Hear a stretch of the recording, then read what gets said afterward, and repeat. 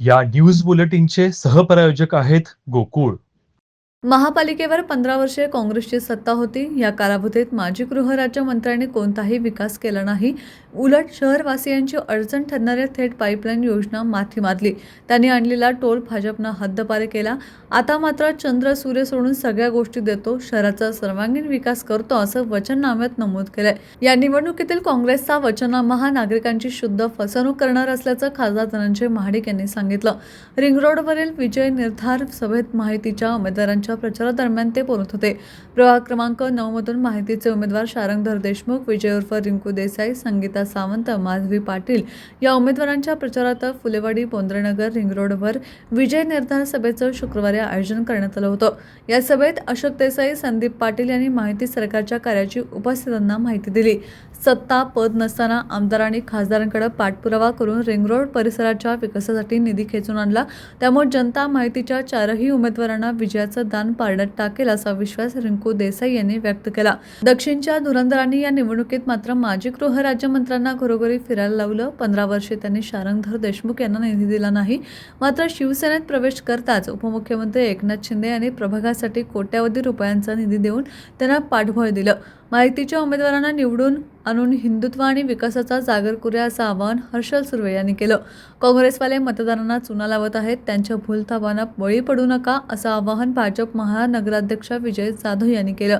पंतप्रधान नरेंद्र मोदींच्या निर्णयामुळे लष्करांचं बळ वाढलं, दहशतवाद्यांच्या कारवाई थांबल्या. त्यामुळे लष्कराकडून सुद्धा पंतप्रधान नरेंद्र मोदी यांच्या कार्यपद्धतीचा सन्मान केला जातोय.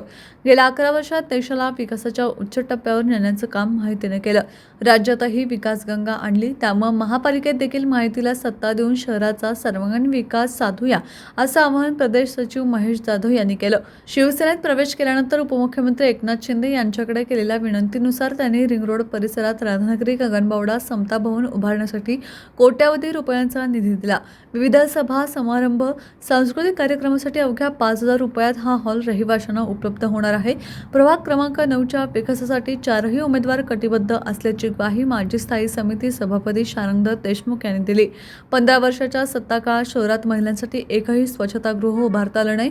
केएमटीमधून फिरून स्टंटबाजी करून सत्ता येत नसते. केएमटीला आणखी खड्ड्यात घालण्याचं त्यांचं षडयंत्र असल्याचा आरोप खासदार धनंजय महाडिक यांनी केला.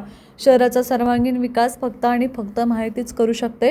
केंद्र, राज्य शासन आणि जिल्हा नियोजन मंडळातून निधी उपलब्ध करून शहराचा चेहरामोहरा बदलणार, युवकांना रोजगार उपलब्ध होणार. उडान योजनेतून कोल्हापूर विमानतळाचा विस्तार, टॉप 15 मध्ये कोल्हापूरचं विमानतळ असल्याचा उल्लेख त्यांनी केला.